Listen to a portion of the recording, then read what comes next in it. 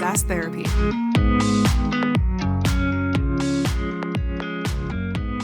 Hello, everyone. Welcome to another episode of SaaS Therapy, the show where we help you save your most important business relationships, your customers. I'm your host, Todd Kirk. And you know what? We've had some wonderful guests over the last few months. But what I realized is my bestie and my longtime compadre, who I do this show with and who I'm on the show with constantly, him and I have not really had an episode together, just the two of us, in a while. So I felt like I needed some Casey time, and hopefully you as an audience are good with some Todd and Casey time. So I'm joined by my ever-present co-host, Casey Trujillo. Hey, Casey. Todd, good to be with you. I couldn't agree more. We've been on the road. We've had amazing guests, which we've just fit into a crazy schedule because obviously we both have our day jobs as well as our guests. They've been just fantastic. Go check out the episodes. But today, Todd, I'm not a doom and gloom type person. You know that about me. Like I'm optimistic. Like once a week you go into some pretty gloomy stuff. But like, yeah, you're right. Like 80% of the time you're like sunshine and rainbows, super optimistic. Everything's going to come up rosy. But what I'm going to talk about today, going back to, if nothing changes, nothing changes. The topic, Todd, I wanted to discuss today of going to these different events, speaking at events, and just having networking chatter with different individuals. The topic for today, Todd, is customer education will never succeed. That's what I actually want to say is if you are in the customer ed space, you're part of the customer education team.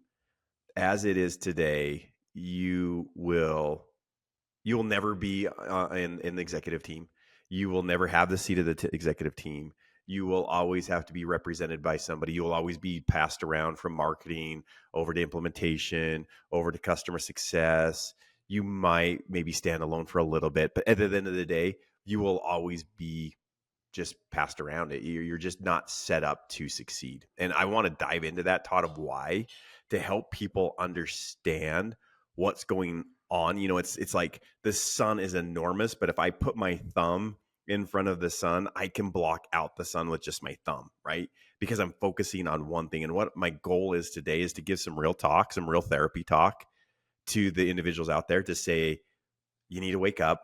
You need to look past what you're looking at, because I do believe customer education is the hidden secret of unlocking upsells, renewals, new business sales. Like, it is the hidden gem that sits in every organization.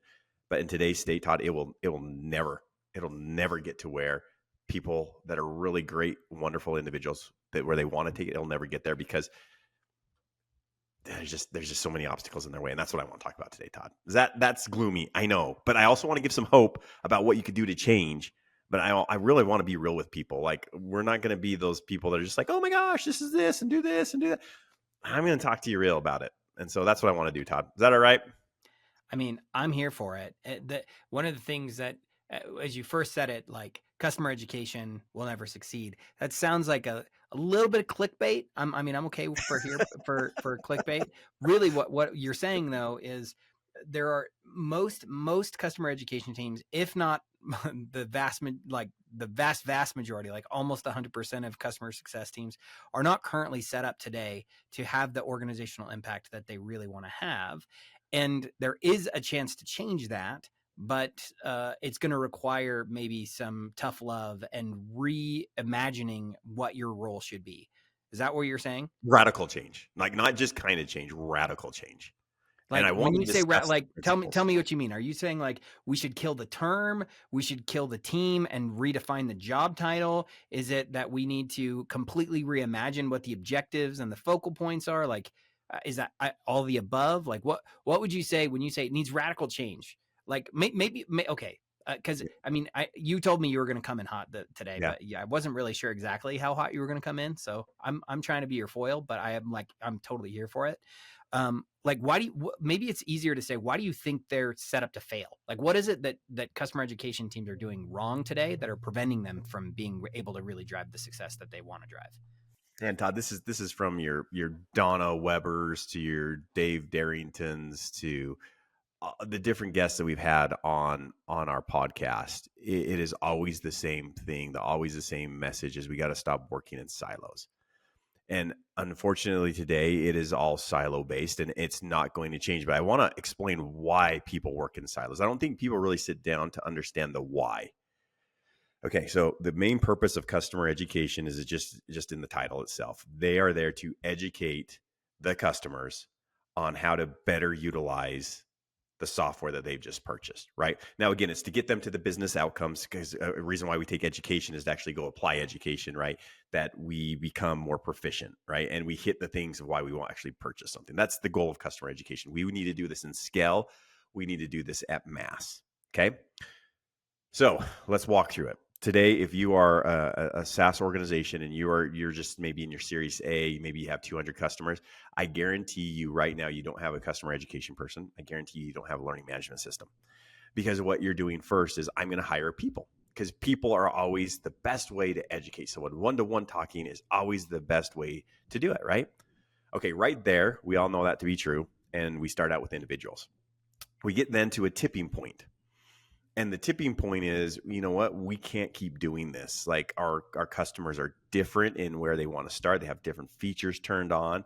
We have to now start to educate our customers through a more scalable way, which usually is always going to digital. Enter in customer education. Now customer education comes in here. And this is where the traditions of the past are killing customer education, okay? They are focused on the courses that they produce. They care more about the course they produce than the outcome that it's driving. And if anyone has looked at data, and again, please challenge me on LinkedIn, please send me nasty messages. But if you have more than, I'm going to go really extreme here, if you have more than 15% of your total licensed users that have interacted with that digital education, I'll buy you a steak dinner. And you all know it. You all know that you're not doing it. You all know you're not hitting it. And we all know that. And if your main goal is scale and you're not hitting that number, you have to sit back and look at the traditions that you create. And I'm talking about SCORM. I'm talking about the way that the length of your courses. I'm talking about the way that you present it to your customers. It's just, no one learns this way outside of going to college, going to junior high or high school. It is the only way people learn, is where you're told what classes you have to go to, what you have to sit through, the syllabus that you have to go through. Outside of that, no one learns this way. But yet we in customer education think this is the only way to do it. So right now, the traditions of the past are killing you. So I'm just going to just throw that out there, Todd. Your reaction, you can fight me on this. You can talk to me about this. You don't have to agree with it. But my take is, as I've seen this, the data is telling people in customer education, the way you're presenting information to me is not working. I do not learn that way. I do not want to learn that way. I'm doing 3 jobs at work. I do not have time to sit a 30-minute, an hour course. Oh, the worst, Todd, I had this one customer, not my customer, but a customer I was observing and consulting with. Because it's SCORM, I could watch the whole thing, which is about 45 minutes. And then if I'm like, oh, what was that one part? I have to refresh the course. I then have to go, I know which segment I want to get to, but I got to go through segment 1, 2, and 3 to get there, because it's set up the way it's set up. Who is doing that? Who wants to learn that way? Nobody. The data proves it out. You have your data. I'm going to hit another data point here in a second that is still not working. But Todd, I want your reaction off of that. Well, I mean, I know that there's 2 things that I have that come as a reaction. I want to try to voice what I think most of our audience who at least lives in the customer education space might be feeling, and that is, yeah, but we make either really pretty stuff, or we make really cool stuff, or our stuff's really good, and the only reason it's not there is because we're not really incorporated into a business process, or the people who do have ownership of the customer don't want to push us into and have us be part of it.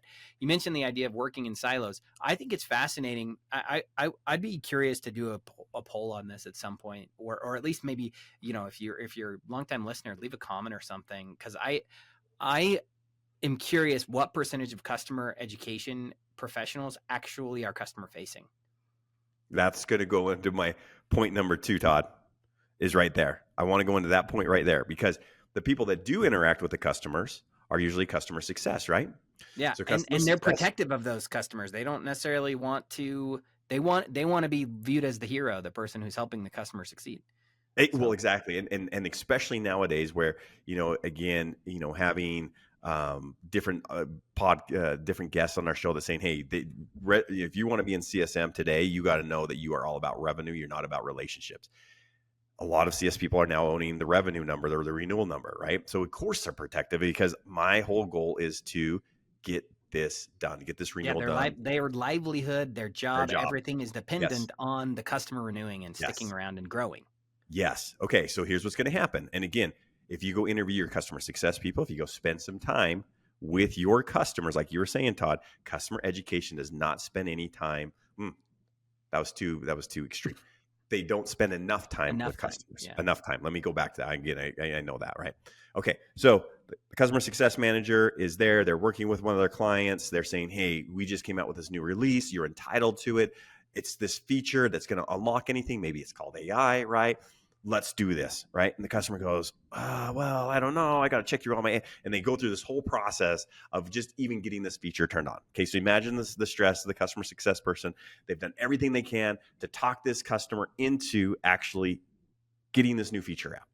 And then the customer says, well, how am I going to train everybody? And the customer success person says, well, hey, now if you're lucky, you have a customer success person that says, hey, let me send you to a side of our academy. Okay, well, how do I get my users in it? Well, they're going to have to log in, create a username and password. Maybe you guys do have a single sign-on. Let's just even pretend that. Well, then they're going to go there. Then because the academy is one size fit all for all customers, I got to know and go find the AI stuff. I got to find it. And then it can't be customized to me at all. And if there's certain features within the AI I don't use, you can't do that at all. And so all of a sudden the POC at the customer is like, I don't know if I want to send them there. And then how will I know if anyone went there? Oh, good point. So the customer success person panics. And the customer says, hey, could you just give me all that content, the content that's going to apply to me? Customer success goes back to customer education. Customer education, hey, could we get these assets? My customer really wants it. They're rolling out this new feature. It's awesome. We're going to kill this, but I need the content. Customer education says, what's wrong with our academy? And now we have a debate. Now we have a fight between customer education and the CSM. If you're lucky, the customer education person does give the content, but they're very concerned about it because who knows what they're going to do with the content. It then goes into the customer's learning management system internally. Customer education has no visibility in if anyone took education. Now, there's some new software applications that's trying to syndicate that together. But still, are you going to update that one customer every 30 days when you come out with new releases? Every 60 days, you're going to update that stuff for them? No, let it sit there. And now they have old content, right? And now you can see where the customer success person is like, this isn't working at all. Like either I'm going to have to go back to our customer ed and consistently beg for resources, or they go to the academy that the customer's not going to love. And all of a sudden the customer success person says, you know what? Hey, we have professional services. We could do some one-on-one training. That's what I let's sell you some training, or I'll do training for you. Again, we did a survey amongst customer success people at the Churn Zero conference. And they were like, I spend almost all my time doing trainings for my customers. The reason why is this example. But yet the customer ed team could unlock everything for the customer. But the way they're doing it, the traditions that they're holding on to, it'll never work out, Todd. It will never work out. Todd, is that too doom and gloomy? Sprinkle some sunshine on this. Play the other side of this. Where would it work out? How could this work out? Well, I think at least what I'm hearing and what I think is true. If I'm a customer education professional, I just want to win. Like everybody out there Right. just wants to win. They want to feel like they're contributing. They want to feel like they're having an impact. They want to feel like customers are happy and succeeding. And like we all want what's best for our customer generally. I mean, it's in your title. Like, I mean, I've seen so many people who are like customer education. I'm customer obsessed and I want to do Yes. whatever's best for my Yes. customer. Yes. And like that mentality, like I would say there is a strong motivation and desire to find what the right solution is that's out there. I would say probably one of the things that's holding people back is conventional wisdom doesn't align with what is yelling at them in the face. And so as a result, we tend to like, I was talking with our leadership earlier today, one of the things that I mentioned to them is like, as an example, if I'm working with a customer on a project and getting it up and running, we oftentimes start really clearly with like, here's our Yeah, goal, right. here's the thing we want to accomplish, but the plan that you have, the objective that you have, it can get lost entirely as soon as you get into the weeds. You've probably heard the good old adage of no plan survives first contact with the enemy. What Yes. tends to happen is I would even say that no objective or goal survives first contact with the solution. Meaning, what tends to happen is there is a plan, there is a process, there is a tool, there is a resource that we know needs to get created to accomplish some objective or some goal. But in the process of getting focused on building the thing becomes the objective. Yes, Does that's that make sense? exactly right. So I actually think that's probably the biggest gap that tends to happen with people in customer education is you started with a goal, you started with a vision, you started with something you wanted to achieve, but then in the process of creating the content and building out the academy and hosting the certification exam and whatever other thing, that became your objective. And so instead of it being my customer is succeeding, renewing and growing and loving the software and becoming more and more invested in my ecosystem, it becomes they passed the test, they logged into the system, they watched a video, and you lose sight of the actual goal because the goal you started with gets mired and lost in the sauce as you start actually building out the solution. And that is why um, what customer education today is, it's a check mark for SaaS organizations. Is, yeah, we have to have it. So they have it. But because of what you just described right there, Todd, that's why it just sits on the shelf. If I'm going to be honest, they just sit on the shelf, man. They're not getting used. And the data says it's not my opinion. It's just the data over and over and over again just says it sits there. And then because you put in so much time and effort into this academy, this site, all these resources to change it, you know who wants to change that? Nobody. And I get it. I get why you wouldn't want to change it. You have a thousand courses created. You have X amount of little individual videos that you created. You have all these things. It integrates with this and it integrates with that. But at the end of the day, if you had 100,000 users and 1,000 of them are interacting with it, is it worth all the effort you just put into it? Like, that's what I'm saying. SaaS therapy today is real talk. Like, would you continue to do that if if if if you were held accountable for just, hey, we need to educate more people, we need to get to 50% of our customers, we need to get to 75% of our organization, this is the key that unlocks upsells for us? If that was the case, you wouldn't be holding on to the things you're holding on to. But because you're put in a corner, that's why it just, they're like, hey, yeah, we have the site, that's cool. Yeah, it was. It's funny you mentioned that. I was actually talking with a really with a team lead for a large like training and support team for a SaaS company today, and they probably across their segment of the team that they support, I would guess there are in the realm of like close to 1 million users.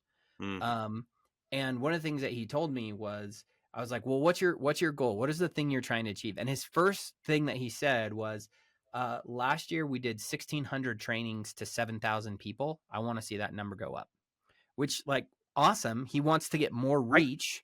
But what was also fascinating is he like for him, and I wanted to understand like why do you want to increase the number of touches that you have, the number of like live training experiences that you put in front of a customer? It sounds, I mean, you have near 1 million users and you're only reaching like a few thousand in a year. That's not like, that's a pretty rough ratio. You're way less than 1%.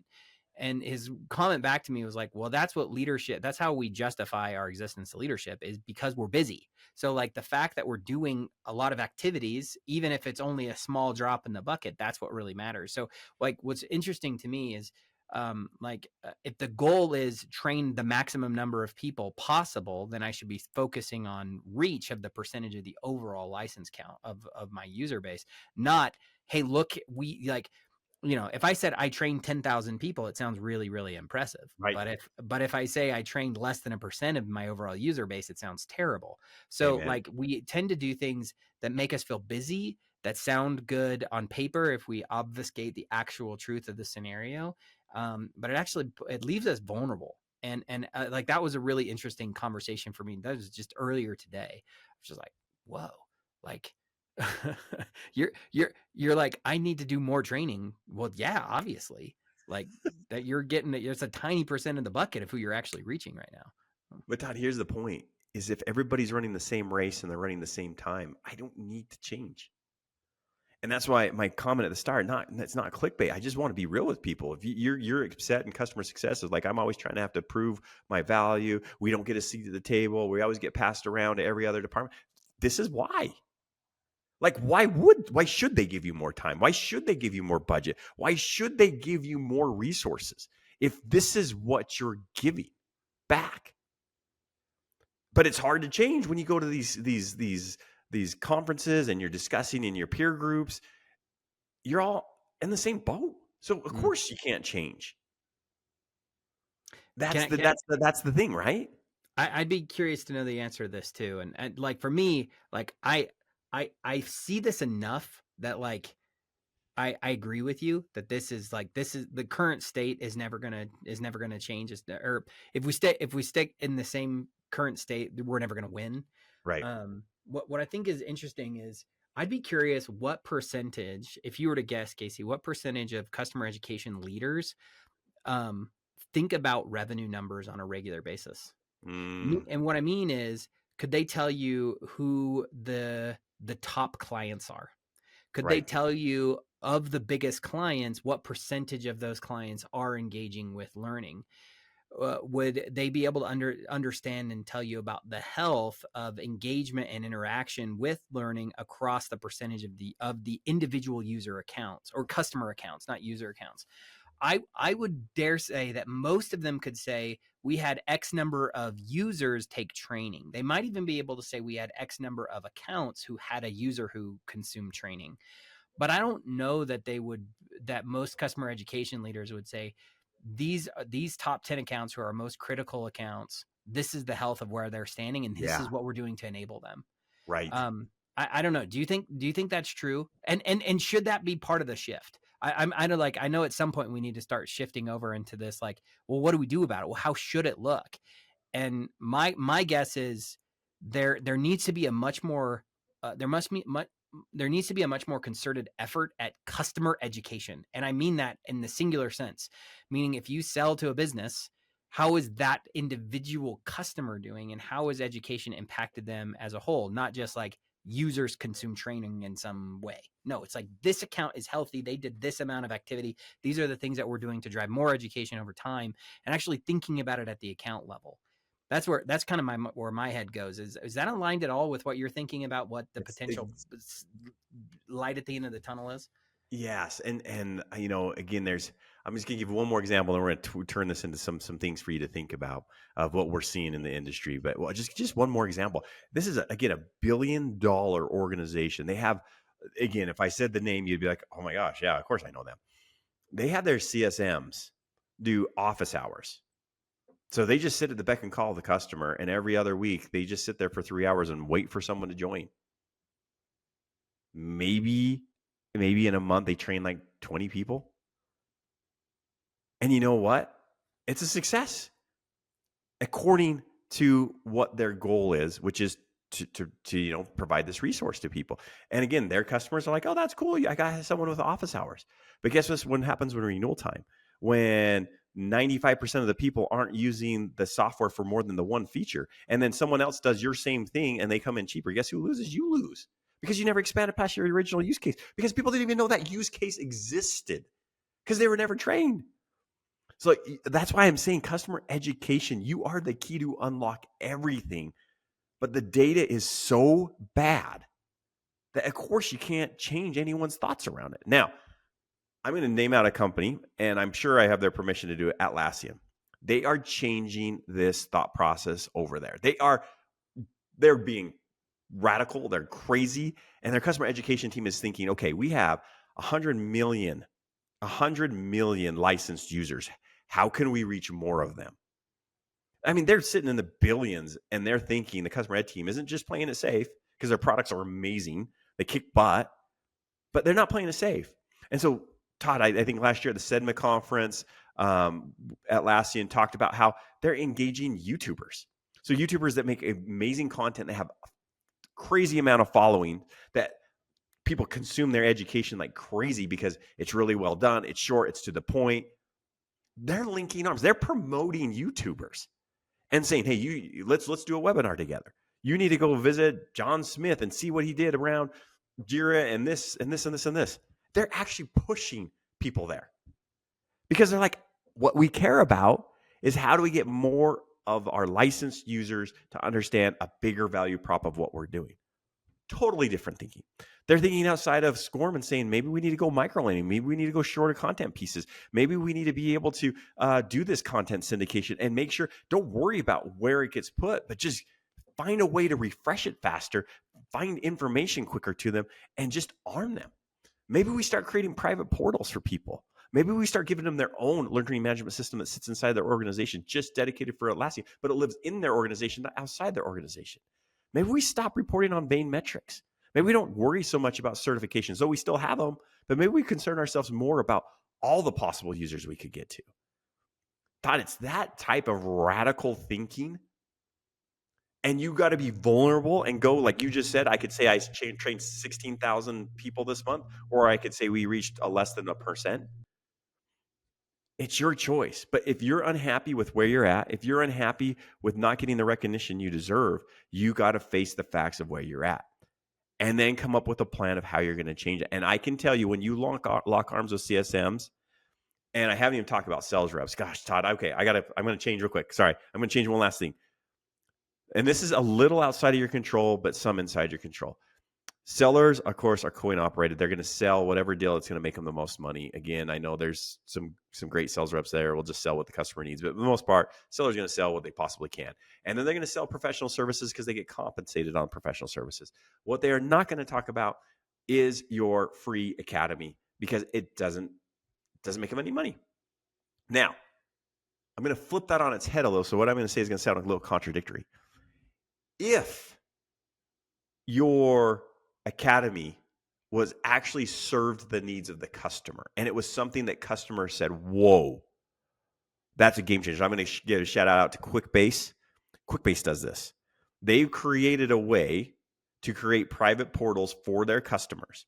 So if they sign some big customer, it's like, hey, here's the experience. Here's the content syndication already wrapped up with you, not just with the content, but with the platform to deliver it, with the reporting, everything.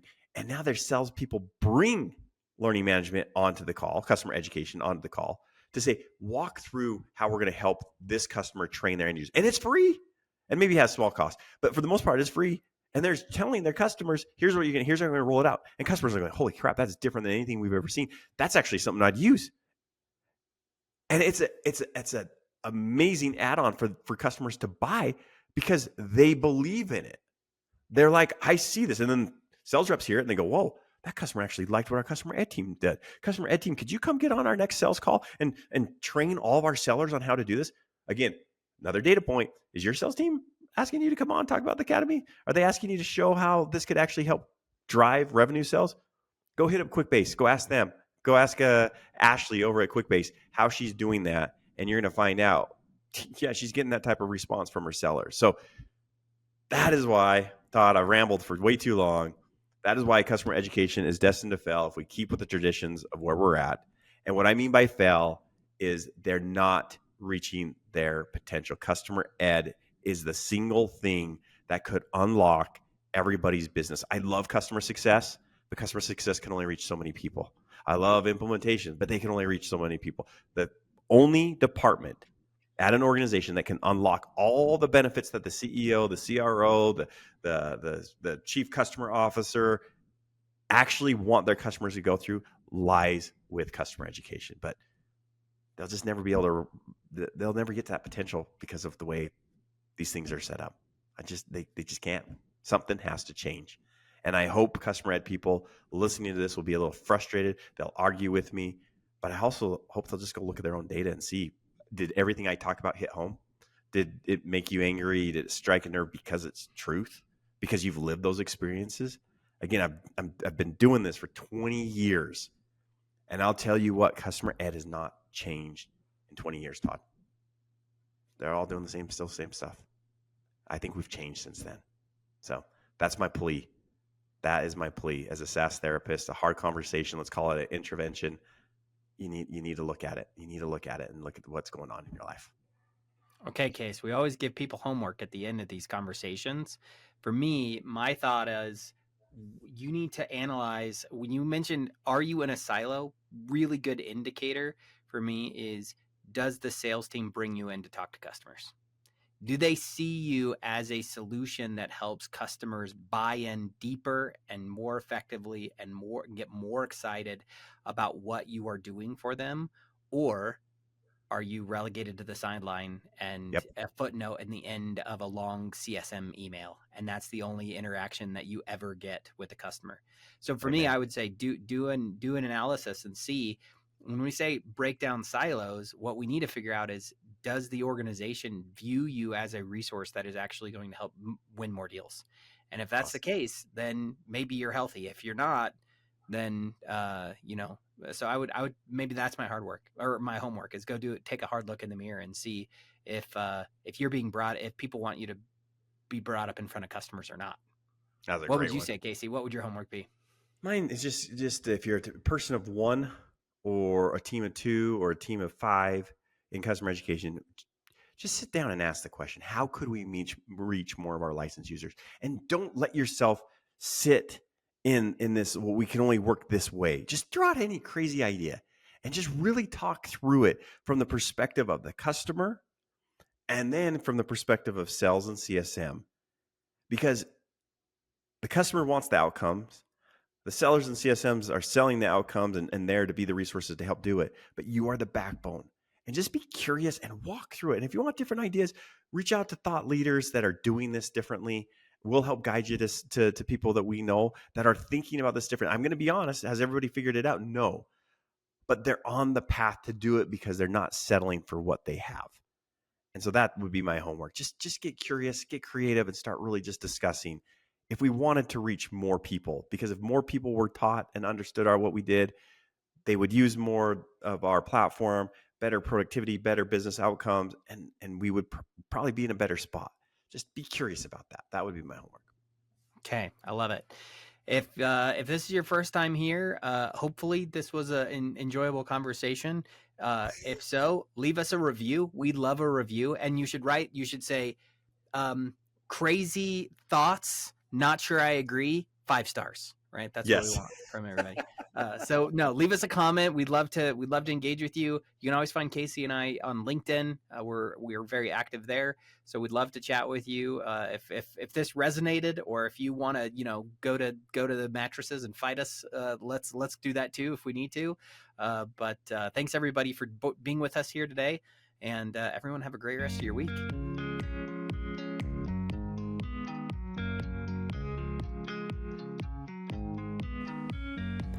SaaS Therapy is brought to you by Brainstorm, the SaaS platform for SaaS adoption. Learn more at brainstorminc.com.